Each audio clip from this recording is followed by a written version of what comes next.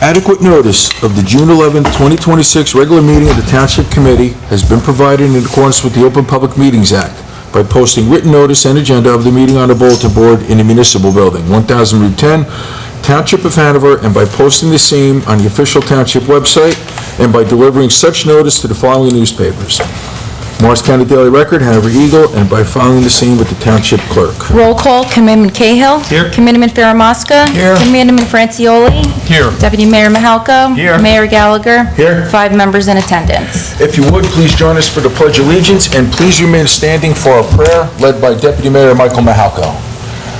I pledge allegiance to the flag of the United States of America and to the republic for which it stands, one nation, under God, indivisible, with liberty and justice for all. Excuse me. Almighty God, please watch over and guide this governing body with an abundance of wisdom and understanding to help make the best decisions for our residents. Please bless our first responders and township volunteers who help keep us all safe. Also bless our township employees and residents. Lastly, please let us pray for the men and women of the U.S. Armed Forces who stand vigil over us always.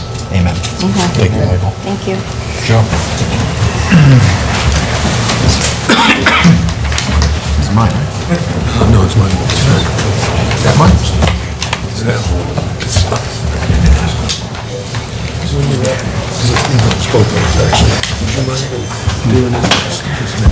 Yeah. Joe's got it. Okay.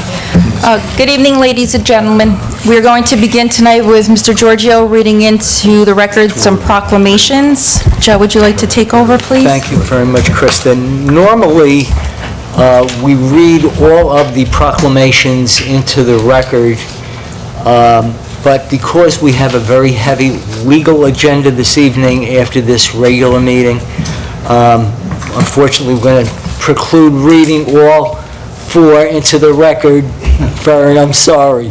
But we will read 2 out of the 4 so that we can make it at least happy we got 2 into the record.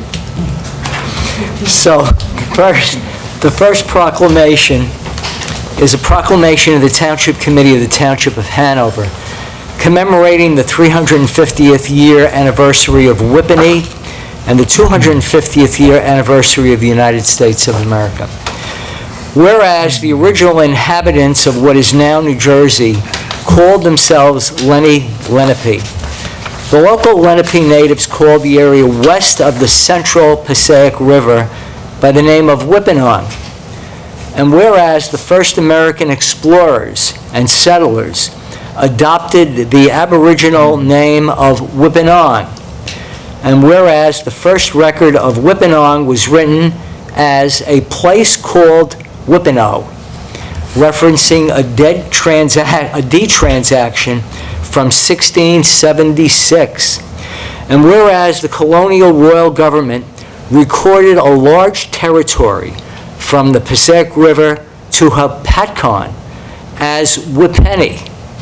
And whereas in 1720, the court of the royal government changed the Aboriginal American name of Whippany to the German name of Hanover in honor of Great Britain King George I of the House of Hanover. And whereas Hanover is now a township in New Jersey, and Whippany is now a section or a village in Hanover. And whereas Whippany and Hanover were established long before the United States of America was founded, before New Jersey was a state, and before Morris County was established. And whereas the United States of America claimed independence from the royal government of Great Britain by signing the Declaration of Independence on July 4th, 1776. And whereas the Township Committee of the Township of Hanover hereby recognizes 2026 as the 350th anniversary of Whippany. And whereas the Township Committee of the Township of Hanover hereby recognizes 2026 as the 250th year anniversary of the United States of America. And whereas the Township Committee, the governing body of the Township of Hanover, hereby memorializes these two important historical milestones with the adoption of this proclamation. Now, therefore, be it resolved by the Township Committee of the Township of Hanover in the County of Morris and State of New Jersey as follows. 1, the governing body hereby commemorates the 250th year anniversary of the United States of America, an important milestone of the history of our great nation. 2, the governing body hereby commemorates the 350th year anniversary of Whippany, an important historical milestone of the Township of Hanover. And 3, in this year of 2026, the governing body of the Township of Hanover calls upon all residents of Hanover Township to recognize and celebrate these historic milestones. And this proclamation is signed by each member of the governing body, mayor, and township committee. So, Mayor? Thank you, Joseph. You want to take a picture of Yeah. whoever wants to present? Yeah, we want to present it to the Waymore Commission. Yes, Mike. Mike Trzynski is here, and members of the commission. You guys want to come down to present this? Sure. Are you guys, accept it? Come on down. What are you doing, Mike?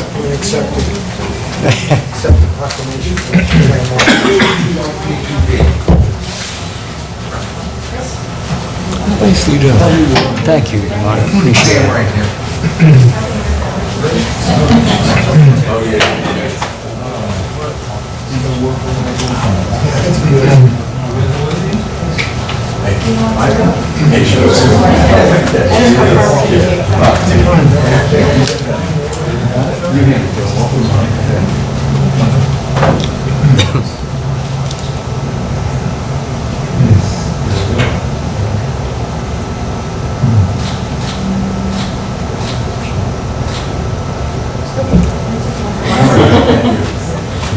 Can I just take a few?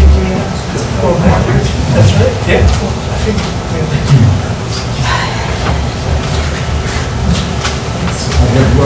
Wearing your shirt outside your pants. So Joe, pick one more.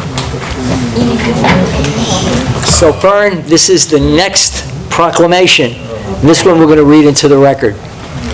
This is a proclamation of the Township Committee of the Township of Hanover, designating June 2026 as LGBTQIA+ as Pride Month in Hanover Township.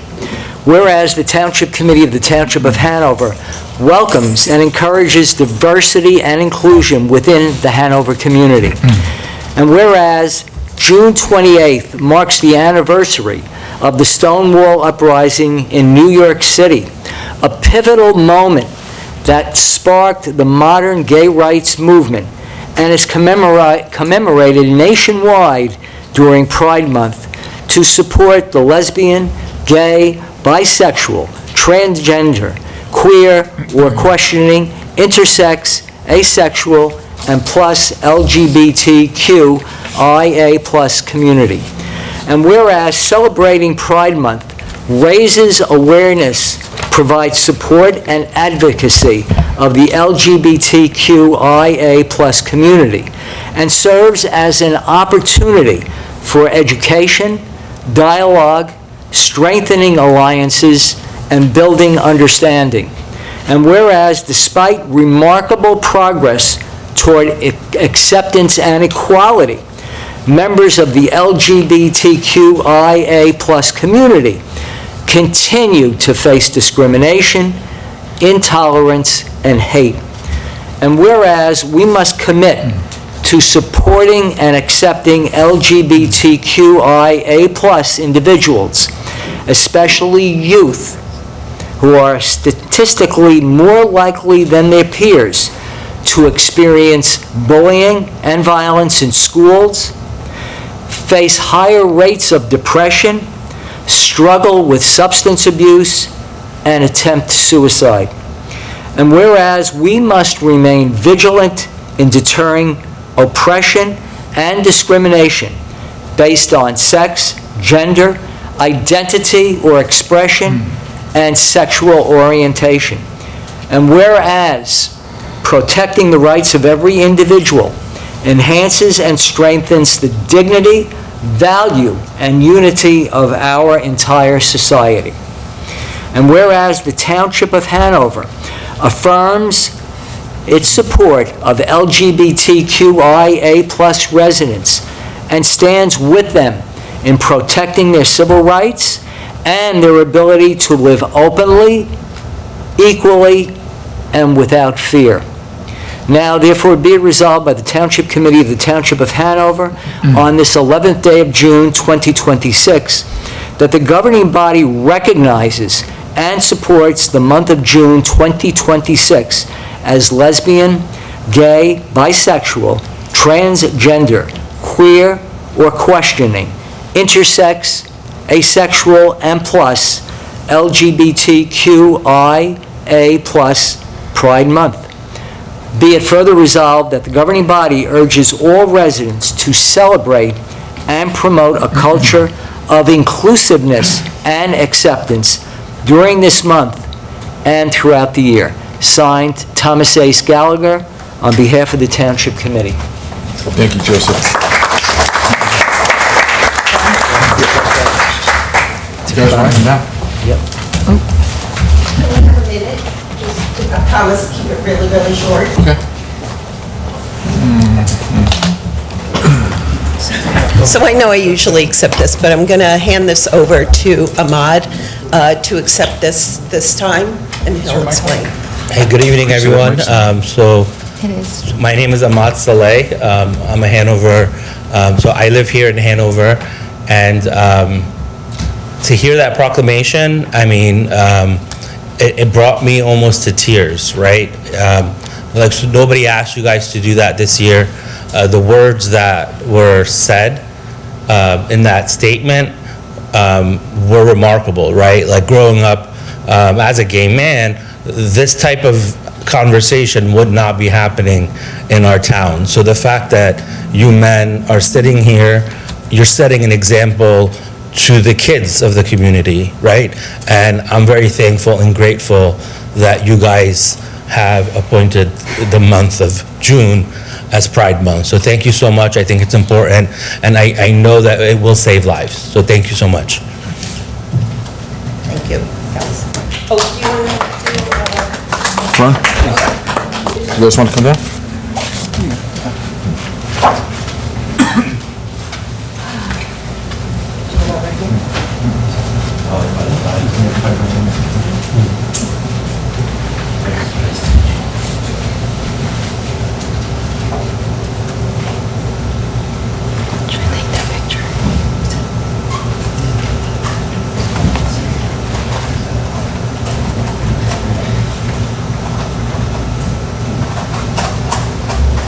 Sorry, not my usual camera.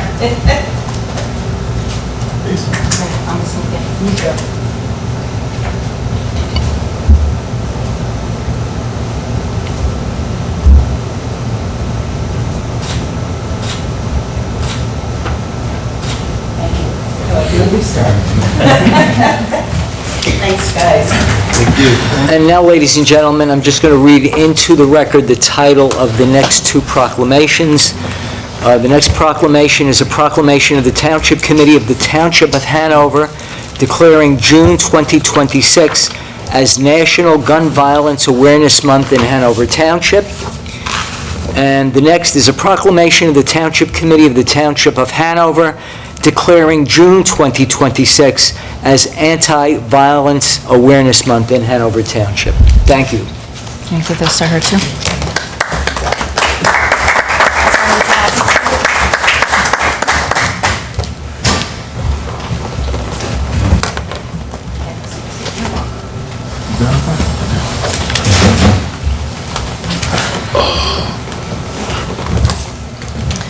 Okay. Okay, and to continue now, next on the agenda is the approval of the Township Committee meeting minutes of May 14th, 2026. May I please have a motion to approve the meeting minutes? So moved. Second? All in favor? So approved. Next is the public hearing and adoption of ordinances 25, 2026, 26, 2026, and 27, 2026. Proof of publication that the ordinances and the notice of introductions appeared in full on the Township's website under legal notices on May 15th, 2026. At this time, may I please have a motion to convene the public hearing on ordinances 25, 26, and 27? So moved. Second. All in favor? Aye. Is there anyone in chambers wishing to be heard concerning ordinances 25, 26, or 27? If so, please state your name and address for the record, and which ordinance you would like to make comment about. Yes, good evening, Mayor, members of the Township Committee. Craig Genetti, the law firm Day Pitney, on behalf of TR Sterling Hanover LLC, who is the owner of the Sterling Park apartment developments, and we are objecting to ordinance number 27-2026. I sent correspondence to the Township Committee dated June 9th, 2026, addressing the issue with respect to this ordinance. The main issue is the town is proposing to extend the affordability controls on 64 affordable units at Sterling Park. Those 64 affordable units are part of a affordable housing restriction, but is really an affordable housing agreement. As the Township Committee is aware, today, all affordable units are governed and managed by the Uniform Housing Affordability Controls adopted by the Housing Mortgage Finance Agency. In 2001, when this affordable housing agreement was entered with respect to these units, UHAC didn't exist. So it's our position these units are subject to that agreement. Regardless of what the law is today about extending affordability controls based upon units restricted previously under UHAC, because again, these units weren't restricted under UHAC. The impact is significant. We're talking tens of millions of dollars in valuation. These restrictions are set to expire in 5 years. Pursuant to the Affordable Housing Agreement, which is different than how the current and even prior UHAC deed restrictions read, under this Affordable Housing Agreement, which was negotiated and executed by the township, after the end of 30 years, it specifically provides that the restrictions shall expire, and at the expiration of that term, that the town shall execute the necessary document to release the controls. What's also important in this agreement is Fannie Mae is a third-party beneficiary of the agreement. And the agreement provides that this agreement cannot be amended without the consent of all parties, Hanover Township, TR Sterling, and Fannie Mae. So it's our position the town doesn't have the authority to extend these controls unilaterally, and we've requested that the town not proceed with adopting this ordinance. I also noted in our letter, we reviewed the town's court-approved housing element and fair share plan for their affordable housing compliance, and the extension of these controls are not within that plan. So the town currently is not seeking credit based upon its court-approved plan for the extension of these affordable units. So we ask that the Township Committee not take action and either vote no on the ordinance or at a minimum postpone it so there's an opportunity to further discuss this issue. Thank you. Thank you. Fred, prior to our vote, which is right now, please weigh in on this and respond to that Okay. concern and series of questions. Do you want to finish the public hearing first? Yeah, And then we'll I'd be finish the glad to. public hearing Sure, first. Sure. Fern Wilkin, Cedar Knolls. I wasn't expecting to say anything. I'm not a lawyer, so obviously I can't respond to the gentleman. But what I would say is this. I don't know how many affordable housing units we're talking about, but we're talking about people who live there. We're talking about people who pay rent there. We're talking about people who are right now having a really, really hard time making ends meet. So I would ask you, when you do consider this, to please consider those people who will essentially get kicked out of their apartments if this is allowed to happen. So I'll just say that. Thank you. Thank you, Fern. If I may just address... Hold on. If you do want to come back up and take a minute, it has to be before everybody else gets a chance to speak once.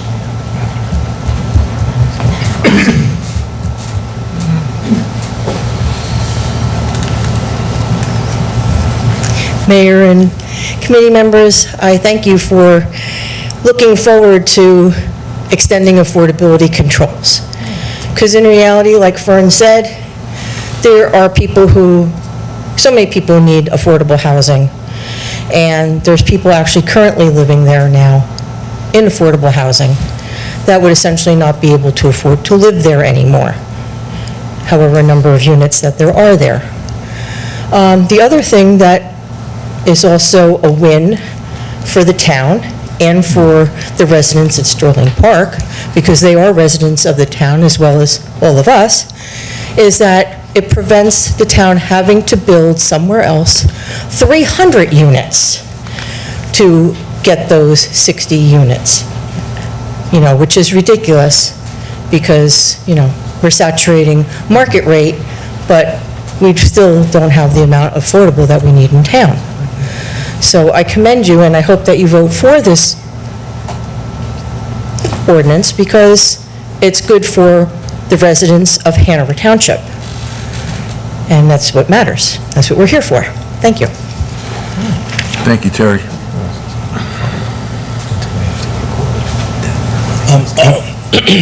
I'm Ahmad of Hanover again. So when you think about affordable housing, it's not just about the business that provides the housing, right? These people, to Fern's point, they're going to grow up one day, and how they grow up, the resources they have, is going to have a direct impact on our society. So there's children who live there, who go to school here in Hanover, who have the opportunity to learn here in Hanover and become productive members of society here in Hanover. The last thing we want is for these people to end up not being able to afford their homes and then having to leave Hanover, having to leave that opportunity that they have here and end up in a situation where they may not be able to pursue the same opportunities. So I think Hanover is a beautiful town, and I don't think 65 units will hurt the developer. I think that developer is very successful. We want our businesses to be successful, but 65 units of affordability is not going to hurt them, compared to how much they are making. So I think from that standpoint, I would really hope that you all would support the ordinance. Thank you. Anyone else? Hearing none, seeing none, but you're actually still in public comment, so we're not going to go back and forth, but we are going to rebut and make our point very clear through our attorney. So if you'd like to take 1 minute. Sure. Thank you, Mayor. Take 1 minute. Krista, please set the clock 1 minute. I appreciate that, Mayor. Just to be clear, under the restriction, the term of the agreement and the restriction is 30 years, but it doesn't become, no one gets kicked out. It remains affordable to the current tenant. It only gets released once it becomes vacant from that tenant. So the notion that once it's expired, people are going to get kicked out is not accurate. Second, we're not saying the town can't attempt to extend the affordability controls. We're saying they can't unilaterally do it, particularly without just compensation.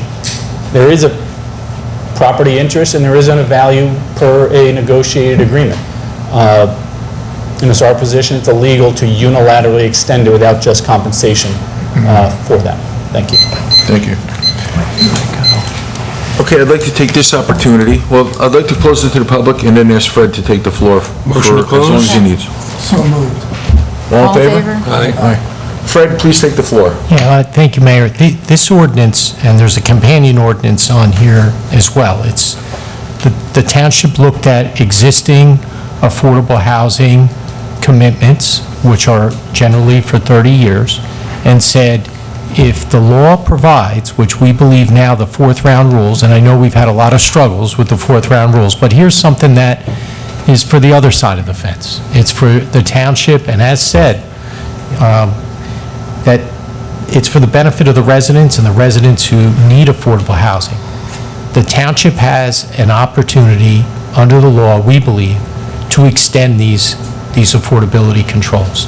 And along those lines, like for Sterling, the actual affordable housing agreement between Sterling and the township, first paragraph says, for a period of at least 30 years, beginning on the due date. Well, at least 30 years, this township committee is elected to extend it beyond 30 years because that's what it says now in the fourth round rules, that you can extend this for a period beyond the 30 years if you have a need for affordable housing, which we always will see right now at this point. There is a need. We saw that at the end of the fourth round, and there was a point, well, this isn't in your plan. On page 6 of our plan, it says that the township will set aside funds if necessary for the continued preservation of affordable rental units. It also says that the town will seek to obtain bonus credits for the extension of controls. For Sterling, it was 317 units, and there were 64 units in the entire project that were affordable. Those are incentives given to developers. So it's not time to end this at the end of 30 years. There's clearly been a much more dramatic need for these units, as we've seen over the last 10 years in the township and throughout the state. So this is a very good decision by the township committee strategically to say, it's a good time to make sure you protect yourself to have additional affordable housing. If you have an issue with the fourth round plan and one of the projects doesn't work itself out, the township has these additional units. Or in the future. And I think, I'll defer to the Fern and Terry law firm because their comments are on point. It's really true. It's to maintain additional affordable housing opportunities for residents. And, in a similar vein, this township committee did the same thing when it came to Eden Woods. In Eden Woods, there was documentation signed by the residents to extend their affordable controls. And it was just the compensation was just to record the extension of the controls. But that was challenged in the courts, and we were successful this year in that matter. I think Terry was actually at the oral arguments and the trial.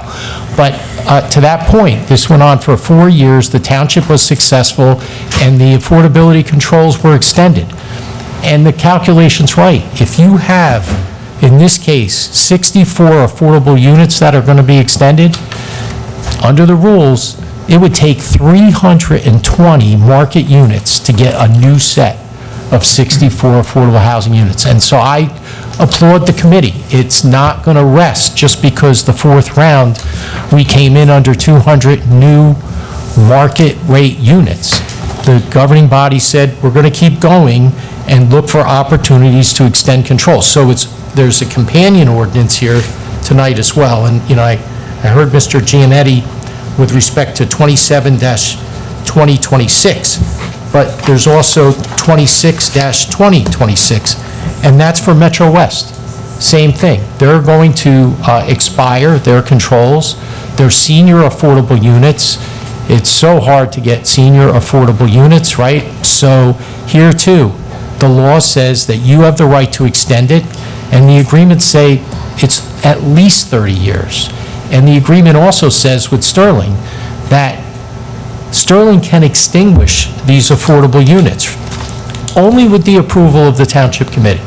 Well, clearly the Township Committee isn't interested in doing that. The Township Committee wants to extend those controls. So, Mayor, I think, it's why the Township has been successful in creating affordable housing opportunities without additional high-density development. It's to have these units in place now and in the future for the residents, as stated, so they have opportunities right in Hanover Township without a corresponding 300 or 400 unit project. And the Affordable Housing Trust Fund is available for certain subsidies as well in accordance with the rules, and you've protected that as well.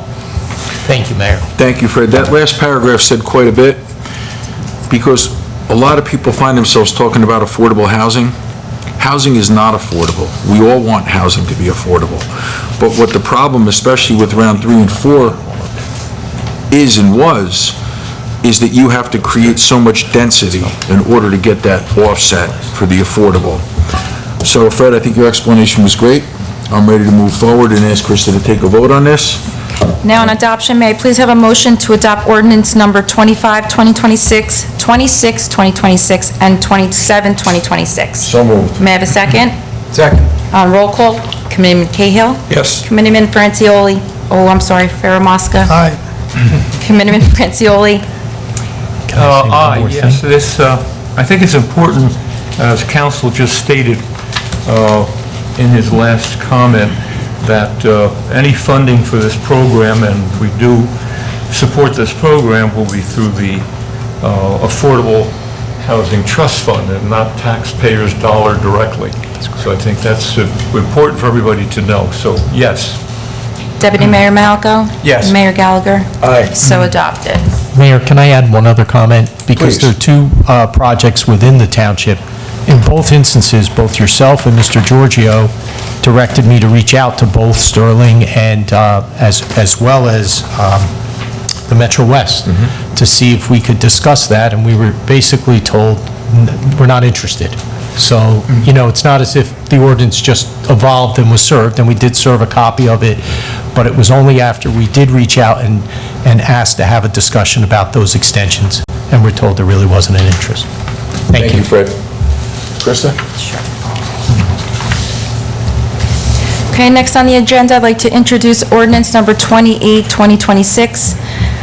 I'd like to read the title into the record. It is ordinance 28, 2026, an ordinance of the Township Committee of the Township of Hanover and the County of Morrison, State of New Jersey, authorizing the process of change orders and the release of retainage in the amount not to exceed $85,000 to AB Contracting LLC for the performance of additional construction phase services as it relates to the Beam Meadow Swimming Pool Splash Pad project, and further appropriating the sum of $85,000 from the Swimming Pool Enterprise Fund capital account for 2026 and all of the prior years for the financing of this change order and retainage release. I'd like to state for the record that the ordinance and its respective notice of introduction will be published in full on the Township's website under legal notices according with law. The public hearing is scheduled for July, I have 11th, what date is 9th? July 9th, 2026 at 8 p.m. If any member of the public would like to be heard regarding this ordinance, they will be given the opportunity to do so that evening. May I please have a motion to introduce ordinance 28, 2026? I'll make that motion, but let me qualify this. Sorry. Because I spearheaded the splash pad, and I still stand behind it. If you guys have seen it, it looks terrific. There were definitely some issues that came up that were completely unforeseen. We even got into the building itself, with the electrical system had to be rewired. They weren't even sure how it was still functioning at that point. This took care of some of that, just to make this go. This number is not a solid number. It will not go higher than that. We are in negotiations to try to discuss this particular number, but this is a worst-case scenario type of ordinance that we're putting out. But if you get a chance, check out the splash pad. It's terrific. It really came out well. But again, when you're building a project like this, there are things that do pop up, just unforeseen, and that's where a lot of this came from. So, I'll second it. thank you. On roll call, Committeeman Cahill? Yes. Committeeman Farah. Committeeman Francioli? Aye. Deputy Mayor Mahalko? Yes. Mayor Gallagher? Aye. So introduced. Next on the order of business is the approval of resolutions as a consent agenda. However, Mayor Gallagher would like to take a vote on resolution number 118 as a separate item. Mayor, would you like to speak regarding that resolution? No, I would just like to say that we've had quite a bit of back and forth with our water authority. It's got some press. People are, including us, are a little bit concerned and sometimes a little bit emotional. And we discussed who would be a very good appointment to serve as a liaison to the water authority. And we spent quite a bit of time on it, and we selected John Sheridan, who was a Board of Ed member for a very long time. He was a committeeman for a while, and he was the mayor for a period of time. And he got up to date very, very fast on our concerns, our potential solutions to make it better quality service, better quality water, and preparing for the additional development that's going to take place from round 4 of the Fair Share Housing Agreement.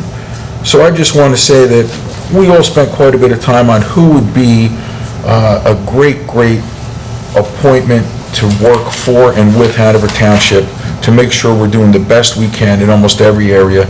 And John graciously agreed, and I asked Krista to single it out because we've been getting a lot of attention on this, and I think it deserves the attention that it's been getting. So Krista, that's Okay. it. May I have a motion on Resolution 118? So moved. May I have a second? Second. All in favor? Aye. So approved.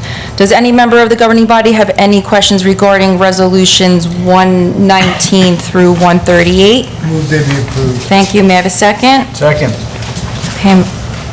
All in favor? Aye. So approved as a consent agenda. Lastly, we have to pay our bills in the amount of $8,070,721.92. May I have a motion to please pay our bills? Motion to pay the bills. Thank you, John. May I have a second? Second. All in favor to pay the bills? Aye. We could pay the bills. Mayor and the members of the Township Committee, that clears my portion of the agenda, and I thank you very much. Great work, Krista. Thank you very much. Okay, I'd like a motion open to the public. So moved. Second. All in favor? Aye. Okay, if anyone from the public would like to address the governing body, please take the podium, state your name, address, and you have 4 minutes. Bill McCabe, Whippany. Before I start, I just want to compliment the township on that musical clock outside of the doors. It was playing Getting to Know You from The King and I as I was walking in here, a musical that I actually produced at Memorial Junior School back in the 2007 timeframe. So thank you for having that out there. Good evening. I'm speaking tonight as a private citizen and not in conjunction with any elected office that I may hold. On Sunday morning, May 31st, my wife was awakened by a prop plane flying circles over our house. There was nothing new about the loud and droning engines of the prop planes taking off from the airport, but what was new is that she was awakened at 4:30 a.m. by this plane. The next day, a private post on Facebook read, "Anyone know the town's noise ordinance or rules for the flight school? This is constant every morning. Woken up at 4:50 a.m. this past Sunday due to the noise from the airplanes constantly flying over my house." And I'm told that this resident lives by the high school. Now, the disturbance of the peace by the airport is nothing new. It goes back decades. However, the noise of these prop planes has become egregious and needs to be addressed. It seems that the first step to reining in the noise pollution is to regulate the hours that these planes can take off. It seems reasonable to limit the hours of takeoff from, say, 7 a.m. to 9 p.m. But personally, I've noted prop planes taking off after midnight. You may wonder why I have not included jets and planes landing in my address here. Although jets can be noisy as well, they leave our airspace quickly, and planes coming in for a landing do not make as much noise. Years ago, I called the airport to complain about the noise. Someone at the airport would call me back and usually tell me that they had no record of a plane taking off or landing at that time. And I noted the time when it happened. Secondly, the flight pattern that these planes use is the same one over and over again. My observation has been that they take off to the north, fly as far as southern Parsippany, and then make smaller and smaller circles. A change in their flight patterns is long overdue. Taking off in another direction and circling other communities would go a long way towards alleviating the problem here in Hanover. Last Saturday night, I posted on the Hanover Township, New Jersey Facebook page. Since I did that, it has been strangely quiet this week in terms of prop planes. I don't want to speculate as to why that's happened, but it's a very welcome development. I wanted to share 4 comments that residents posted on Facebook this week in regard to the prop planes. One resident wrote that there is technology that can be installed by the airport to reduce noise pollution, and we can look into that to make it less of a nuisance to the residents who live closest to the airport.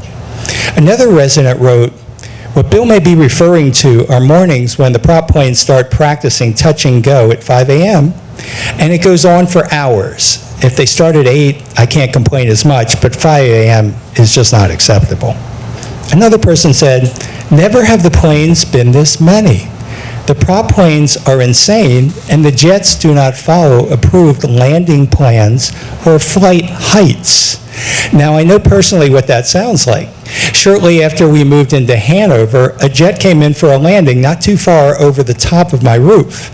The sound was so loud that I actually ducked in my own kitchen, thinking my house was under attack. And when they use these flight patterns, they go over Bee Meadow School, which is a big safety concern. Another person says, yes, it's the flight schools and their pattern work. They do touch and go flying, low, loud, and frequent, every 1 to 3 minutes, same pattern. Another person, a number of years back, the mayors of the surrounding towns got together and a flight plan was established. Traffic has since increased significantly, and the flight plan is not always being followed now, and we have had planes flying very low over our street. It's not just the noise of the planes, which is understandable, but the planes not following the flight plan and flying low over our homes that has been an issue for us. And by the way, my house is just 3 miles from the airport as the crow flies. Another person said, mid-year 2020, the flight schools started violating the noise abatement policy. That is the main problem. So no, I don't want to move out of Hanover, but the airport should be responsible for the policy that they agreed to many years ago. We are located in the noise abatement area. The flight schools, airport operations, airport controllers are all aware and allow it to happen. Airport operations continue to hold on to that the noise abatement policy they agreed to is voluntary versus them agreeing to it voluntarily. They continue to use the smaller runway for the flight schools and low flying over the noise abatement areas. This is even more of a safety concern than a noise problem. Most small plane accidents happen during the landing and takeoff phases. And lastly, I grew up on your side of Whippany and now live on the Longview area airport border. Recently, I was at Black Brook Park watching a baseball game, and the quantity of low-flying planes was notable. Definitely much more in quantity and definitely lower than I ever remember as a kid. Where we currently live, there is frequent smaller plane, parentheses, flight school traffic, and of course the helicopters. Not bothered by the president. That we think is kind of cool to watch and hear. What I observed at Blackbrook is much different than what it used to be. There are more jets today using Morristown than there were in the early 70s and 80s for sure. So gentlemen, there we have it. And also, another gentleman, Scott Reed, would also like to speak on the same issue.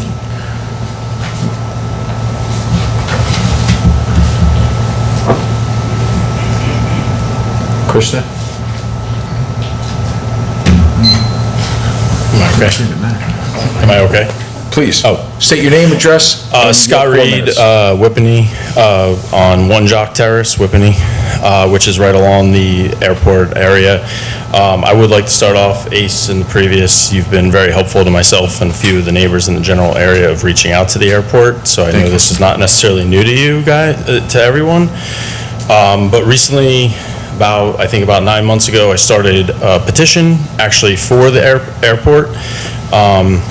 There's been an existence of a voluntary noise abatement policy. Not exactly sure when it started. I can't seem to find it, which is supposed to limit the impact of flight operations on the surrounding community. And Morristown Airport routinely allows the flight schools, especially, to perform repeated touch and goes, which is the constant circling and drone of unmuffled airplanes on runway 31. That's the shorter runway, directly over our neighborhoods. These low-flying aircraft, not only it's about sound, safety concerns as persistent noise pollution throughout the day both early and late hours, as previously stated, as early as 5 in the morning. Can't even sleep with our windows open over by the area anymore. It's been exacerbated by the airport's allowance for the flight school operations with closed traffic from 6 to 10 p.m. on average, and results in constant exposure to not only noise, but our children, our elderly individuals, and anyone trying to enjoy the peace and quiet of their yard. So the main concerns, myself and 124 people that have already signed the petition, is repeated low-altitude aircraft operation in the areas where residential homes are located. It poses significant safety risks. If you're not aware, the average small aircraft accident happens within the first 3 minutes of takeoff and the last 8 minutes of their flight before landing. And these touch-and-go operations are all takeoffs and landing. So the potential for accidents is real and troubling. Noise pollution, constant drone of aircraft engines, unmuffled during late evening hours, disrupts the lives of both the community members and is actually detrimental to both physical and mental health for those living close to the airport. And then quality of life. We have a right to the peace and quiet to enjoy the homes that we pay taxes on and quite frankly spend a lot of money to live in this great town. And the lack of enforcement on the voluntary noise abatement, if you call the airport, they'll tell you that they can voluntarily follow the noise abatement. No, they voluntarily agree to that agreement, but it seems like nobody is able to hold them accountable for that. And I get it. I live next to an airport. I bought in 2013. From now till 2020, everything was good. Occasional noise, but since 2020, when we hit the airline shortage, right, of available pilots, it is constant, with at times multiple planes running touch and goes. At times, there could be 60 airplane passes over my house in an hour. And that is a noise abatement area. I am in the quiet zone where my house is on 1 Jock Terrace. I can't imagine everybody else, and it was not like this for the first 7 years that we purchased. So we're asking for enforcement of the voluntary noise abatement, limit the hours of operation, increased communication with our community. When you call them, if you look at the noise abatement policy, they're supposed to respond in writing. They don't. They're supposed to enforce the noise abatement. They don't. They continuously allow runway 31 and implement additional noise mitigation measures and also be accountable for the low flying. You can come to my house, I invite you over anytime and watch them take off. There are times that they are skimming the treetops. It is not safe for us. And when you call airport operations, their answer, if something goes wrong, is they're gonna land on Park. You guys all know Park, right? Tell me how even a little Cessna is gonna land on Park in an emergency. We are just waiting for a tragedy to happen. The facts are there, and Morristown Airport agreed to follow this noise abatement policy, and they're not. That's all I'm asking for. President Trump can land every day. The jets, commercial, can land every day. The random person that owns a plane and flies in once and out once, I'm good with. Even the occasional touch and goes. But all day long, imagine 10 hours of that drone. That's what those of us in some of the areas, if you look at the flight patterns, are experiencing. Florham Park brought this up at their town meeting, I believe about 2 years ago. Same thing for the same runway, runway 31. So I ask you, I don't know where to go, but it's frustrating. We have a great town, and it's not fair, and I think not legal that they are not following their noise abatement policy. Thank you. Thank you, sir. I'm going to ask Ron to take the floor for a minute, because on our governing body, we have a pilot, and although Ron serves on the Morris County Transportation Board, Ron is also a liaison to the airport, and anytime we've gotten concerns or questions, and I've heard this one several times, I refer to Ron, and he has a very good relationship with Corey at the airport. So Ron, if you could take the floor for a couple of minutes. Thank you, Mayor. Yes.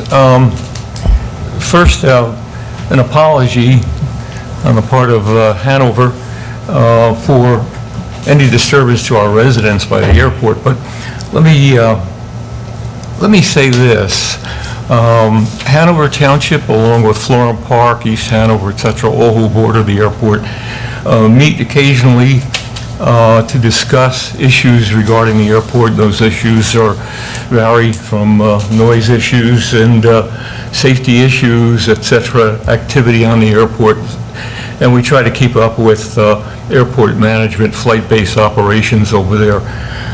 We do have a very good relationship with flight-based operations at the airport, and when we do have complaints, we do get together with them to try to identify the aircraft by its VIN numbers, what time it took place, and the effect that it had on the community. To answer some of the questions that were put on the floor, the FAA controls the skies over every airport. Airports operate 24/7, 365 days a year. We cannot limit their hours, we cannot control sections of the hours, and we don't control aircraft once they're 2 to 3 inches off the ground. Concerning aircraft that move on the ground, that is under the control of flight-based operations, and we have a contact there. But let's talk about the overflights. Hanover has taken the lead over the years in noise abatement recommendations and has worked with the FAA to get those adopted. The Route 80 route for aircraft coming in as helicopters has been modified over Route 80, thus the name, to keep helicopter noises at a minimum, and we got their cooperation for that. We're trying to work with flight schools. Flight schools down there now, there are 5 such flight schools, and they operate freely at 24/7 at the airport again. I'm not one to condone any flight school operations that take place during the night hours. Matter of fact, that's a certain qualification for a pilot. So if you heard an aircraft at night, that is not a student, that is not part of the school. Unfortunately, Hanover Township and many of our neighbors in the Bee Meadow area, et cetera, Longview, et cetera, live under the flight pattern of takeoffs and landings. Some weeks ago, I gave a discussion, a talk to the Township Committee with illustrations and diagrams of the flight patterns leading in and out of their runways. There are 4 operative runways at Marston Airport, 523, 13, 30. They're all compass headings, by the way. But in order for an aircraft to land, it cannot arbitrarily just say, I'm going to land. There's a procedure for them to call in. There's a procedure for them to get clearance from the tower. They must identify themselves. They must adhere to what's known as an ATIS, Automatic Terminal Information System, before they can come into the area. Once they approved, come into the area, they fly what's known as a downwind. Usually takes place on certain runways over Ropney Road. They fly a final and a base into the particular runway. We cannot regulate that. That's all given regulations by the FAA. If there are violations of those regulations, the aircraft is identified, the pilot is identified, and there are penalties, not the least of which is loss of the pilot's license. So it's very strictly enforced. If Hanover Township has information regarding any changes at the airport, we post them. It's given over to administration, puts them on our website. So if they're working on a runway, and they most recently have the largest runway between Route 10 and Route Columbia Turnpike, which has been repaved, et cetera, they'll close that runway and they'll inform us. We post it. They also, Morristown Airport, post what activities there.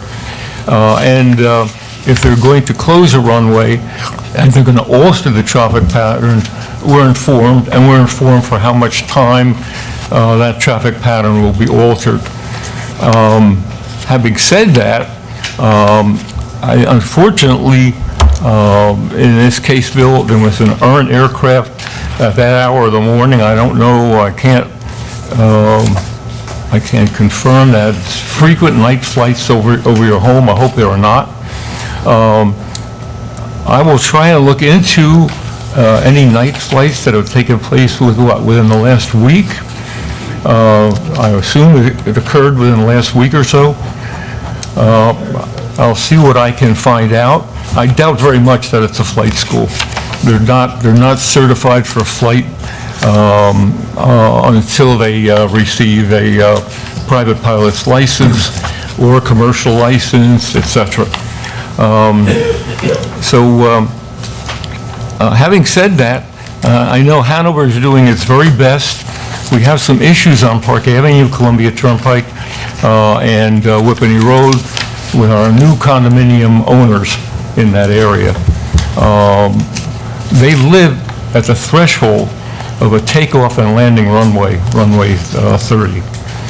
That means that aircraft from the ground climbing up over their areas usually could fly over their home 700 to 800 feet while they're still climbing, and by the way, full power, V1. Okay? It's a problem.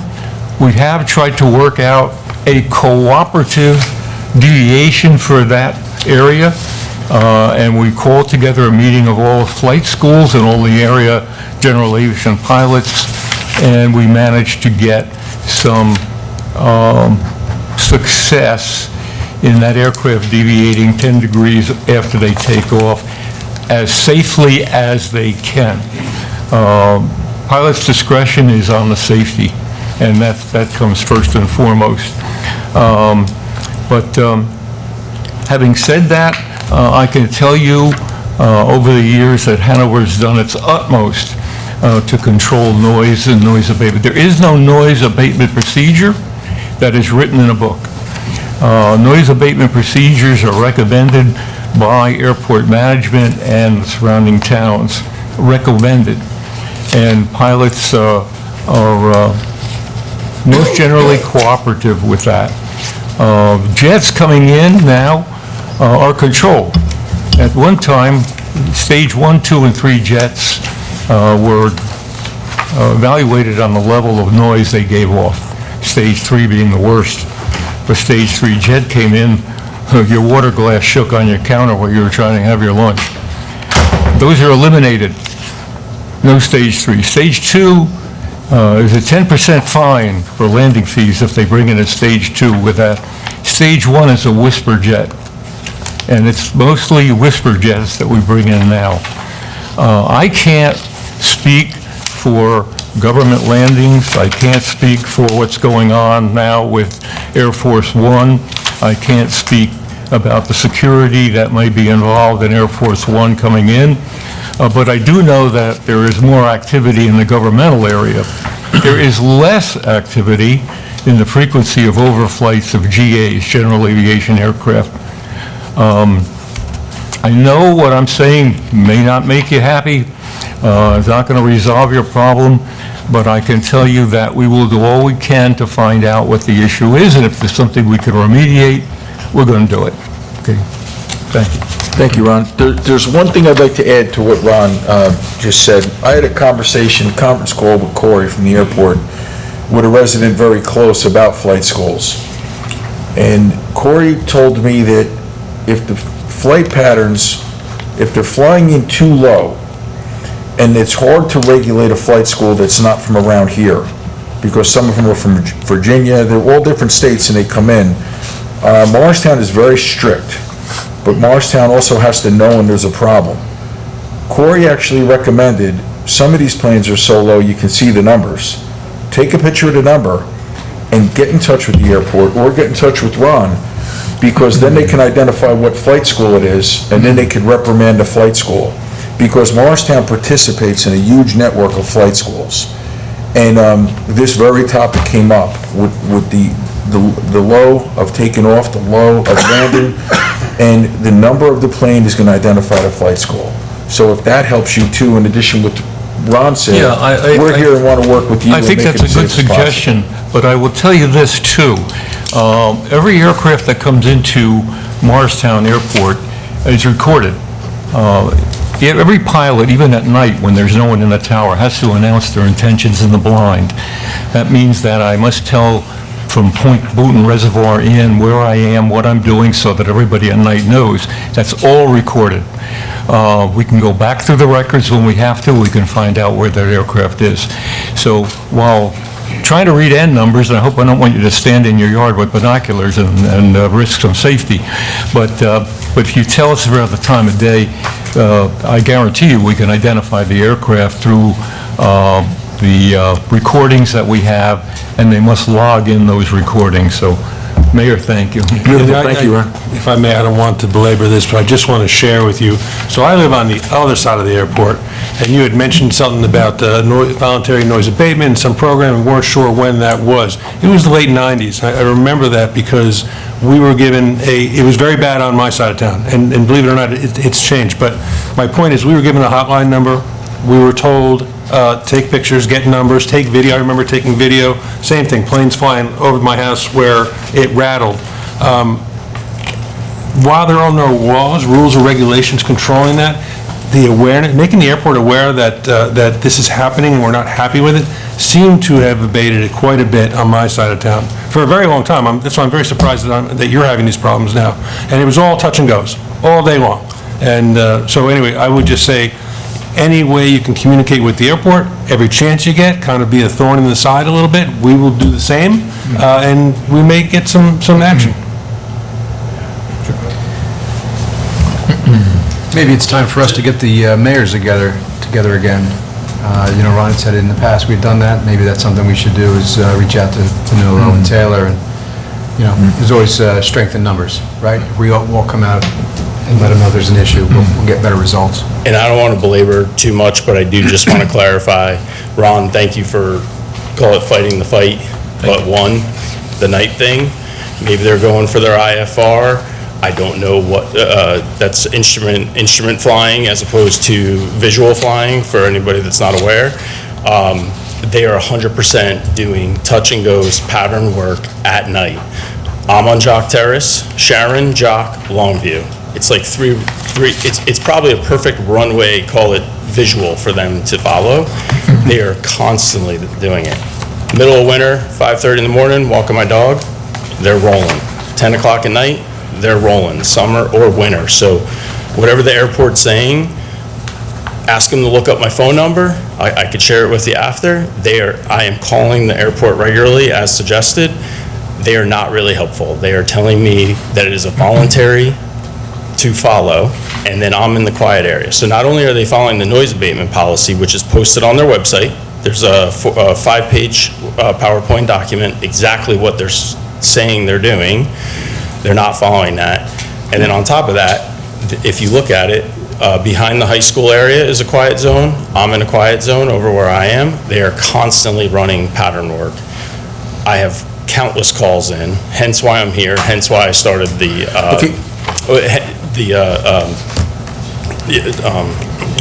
petition. Thank you. There's a lot of people that they don't know where else to go. And the airport operations group, you can't talk to the director, they're unavailable, and they just tell you they will talk to somebody. When there's a low-flying airplane, I then call the next day, there's a low-flying airplane. So I understand that they're supposed to be reporting it to the FAA, but we are constantly seeing the same flight schools break the same protocol. And let's be honest, the airport makes money from every touch and go. Here's what I'm going to tell you to do, though, because a lot of people say call, call, call. And just like with a lot of agencies, a lot of people don't, and they come to us, and this is our job. So I'm going to ask you, anybody, to get in touch with us, and Chris is 428-2466. Ron is our airport guy. He's a pilot. He knows more than anybody I know about this. So what we're going to do is, instead of buckshot and doing everything we could, we will consolidate, because I've been getting more and more calls. It'll go through us, it'll go to Ron, and Ron will report back. I'll be down the airport that afternoon. But let me say this. Aircraft, you're mentioning certain types of aircraft. I don't want to get into the lessons on flight. IFR flight coming into airport is 1,500 feet over MSL over the airport. Okay, 1,500. If they violate that, they're on our ILS systems coming in, et cetera. That violation's seen. General GA aircraft come in at 1,200 feet. You know, there's a little phrase that goes to this too, and it says, with a pilot, it says, flying is the greatest thing, but the first greatest thing about flying is landing, okay? So at some point, the rubber must meet the ground. He's going to descend from 1,200 feet, he's going to descend down on particular finals into the airport. I am so sorry for our families that live under that area, but our airport's been there since 1930s, okay? We used to have on the books, and I don't know if it still exists, where real estate firms who are selling under airport zones or any zones where there's traffic, trains, et cetera, must divulge to the buyer the impacts that are in the area. So I don't know if that's taking place, but boy, we should really take a look at that, you know? We're gonna open this can of worms officially on a higher level tonight. And Krista, 973-428-2466. Give him the cell phone, too. 1-800-LAW. Ron, thank you, and we'll consider this a new chapter. Thank you for your time. Anyone else? Mike, you know, if you want to speak, you got to go to the podium, state your name, address, and you have 4 minutes. Krista, in a minute or two, we're going to make it... Mike Chuknitsky. 3 minutes. Mike Chuknitsky, 57 Oak Boulevard. I am here as the chairman of the Landmark Commission, and I head the 250-350 celebration committee. The first proclamation about the 250th of the United States and Whippany's 350, we are celebrating with a number of events that the Township Committee has funded. Coming up really quickly is we're going to have a large concert on June 14th. We are going to have a parade and fireworks on July 1. On July 4th, we'll be in the burying yard in Hanover Township Day. We're going to try to do something very special, and there are other events beyond that for the rest of the year. The history, when you look at it, 250, 350, you can actually talk about the Knights of Columbus are 50 this year. The American Legion is 100 this year. The fire department is 110 years old. The airport is close to 100 years old. It's amazing how quickly the years pass. Ron, Joe, Michael, your family have been here forever. We can't get rid of your family, okay? And it happens really very quickly that you become history, and what you are all doing here and all the issues you're dealing with are basically affecting the history of our town for the future. And I always would like to say that I really, really appreciate all that you do and the difficult choices you have to make.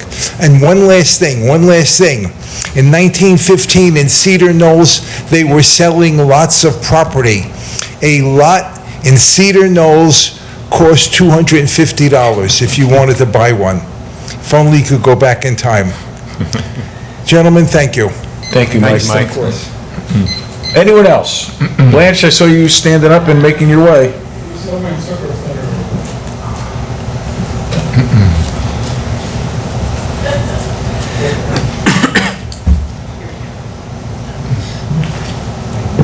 And Blanche, if you need to get in touch with Krista. She has my cell.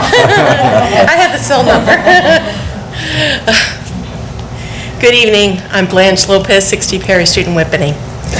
My co-chair, Jane Schrader, and I wanted to officially invite the Township Council and the community to the Echoes of Liberty Colonial Concert this Sunday, June 14th, at 3 p.m. at Memorial Junior School, performed by the Hanover Wind Symphony.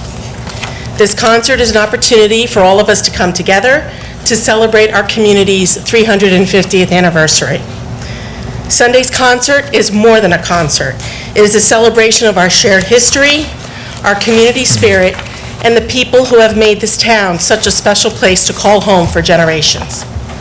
Thank you, Township Committee, and all Township employees for their support and leadership as we wove the pieces of the concert together. Sunday's concert is sponsored by the Hanover Township Cultural Arts Committee in partnership with the Landmark Commission, Hanover Heritage Association, and with gracious support of Hanover Township's EDAC. Jane and I have always had the mindset since the beginning of this journey to honor our past, embrace the present, and inspire the future of our beloved community. We hope to see you all there. I'd also like to take the opportunity to remind everyone of the pre-fireworks patriotic parade on Wednesday, July 1st, with a rain date of July 2nd. The parade will come down North Jefferson Road, starting at Stony Brook Road, coming down to Veterans Field, and end at the band shell in the Rec Department parking lot, where we will have proclamations and recognition of our very special 350th birthday. We have some special guests coming. We have General Washington and General Rochambeau, who will be coming into town on horseback. We have a town crier. We have Sons of the American Revolution members. We have reenactors marching down Jefferson in formation. Plus, we have our own scouts to step off the parade. Just to let everyone know of the significance of July 1st for our community. On this date in 1676, it was decreed by the King of England and the Duke of York the establishment of East and West Jersey, of which Whippinong became a major player. So we all have a very special date to add to our township calendar for years to come, and so we can celebrate. I encourage everyone to grab a lawn chair, set up along North Jefferson Road by 6 p.m., and watch our special guests as they come into town for this very special occasion. Thank you. Thank you, Blanche. Anyone else?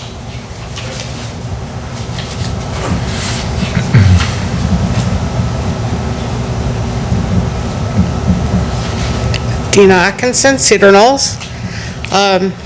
I just wanted to say thank you for passing the resolution to extend the affordable housing because, as you know, it's very needed.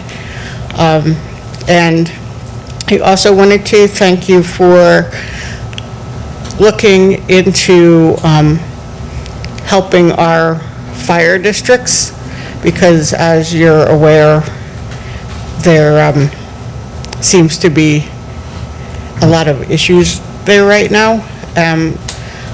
Whatever you're able to do to help, I hope it's soon. But thank you for what you're doing. Thank you very much. Thank you. Thank you. Anyone else? I'm looking at you, Gary, you know I'm looking at you. Okay, hearing none? Hearing none? Seeing none? All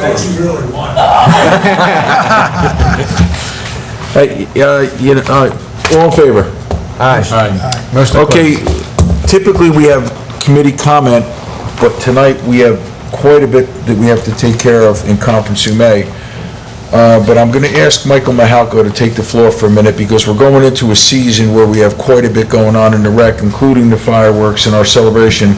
But I would like to put the ball on the tee to just start Michael off by saying, I got a text message from a resident today saying how disappointed she was in May because the fireworks were canceled. I can't imagine where that one came from. So, Mike, are the fireworks canceled this year? Fireworks are not canceled, and thank you very much, Mike and Blanche.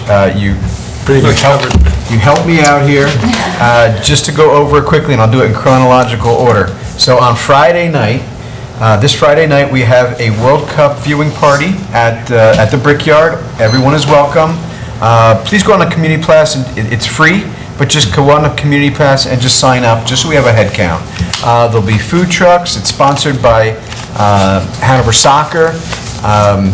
All kinds of stuff going on. Obviously, there'll be music, there'll be food trucks, there'll be games, and then we get to watch USA play at 9 o'clock. And that starts at 7:30, okay? There will be shuttle buses if we do fill up, which we do expect. There's been several hundred sign-ups already, so we expect it to be quite a turnout tomorrow night. If the lot's full at B Meadow, you can park over at B Meadow School. So if by the pool is filled up, there'll be parking over across the street. Again, on Sunday, we have the Echoes of Liberty concert, which Blanche went on about, which is excellent. Thank you very much. You explained it much better than I could. Again, Sunday at Memorial, 3 p.m. That starts. Again, another free event sponsored by the town and by all of those groups. Then we have our patriotic celebration with the pre-fireworks parade. Again, Blanche Gwen told us about. That starts at 6 p.m. Yes, July 1st. It is a little bit earlier. Typically, we do the 2nd, but because of the way the weekend falls and how the 4th falls, we had to bump it to the 1st with a rain date of the 2nd. I do want to take this moment, though, to thank everyone for everyone's help with the Memorial Day Parade. We had a successful parade, a lot of attendance, and even though everything was iffy, everybody did a terrific job. I really want to thank you all. We're all on the committee, as are a bunch of other people, and they do an awesome job. We had a great parade. The rain held off, and we had, again, a wonderful day. And I want to thank you. Again, I'm the chair, but I've got a great group that I work with that really pulls this thing together. So, again, thank you all. That's it. Kept it short and sweet. That's it? Oh, you Just, got tired. That was good. One last thing that we'll go over the calendar, though. On July 4th at 10 a.m., the Landmark Committee is hosting a tour of the burying yard, correct, Michael? And a ceremony, which I understand will be a guest appearance by our mayor. I will be there. One of my new shirts on. No, I do have one more. Oh, you do too, okay. But July 4th. Just to set that timer for Michael Mahalka? No, actually, this is to hand it off to Ron, because we do have, for the 350, 250. Thank you, Michael. Yeah, by the way, second the Got motion. some medallions and some coins. The parade was great. Weather held out, and the ride in your, what is it, a Model what? It was a Model A, 1930 Model A Ford was outstanding. Really terrific. Ron gave me a good excuse to Guy drive. had his foot on a mechanical clutch for an hour and a half.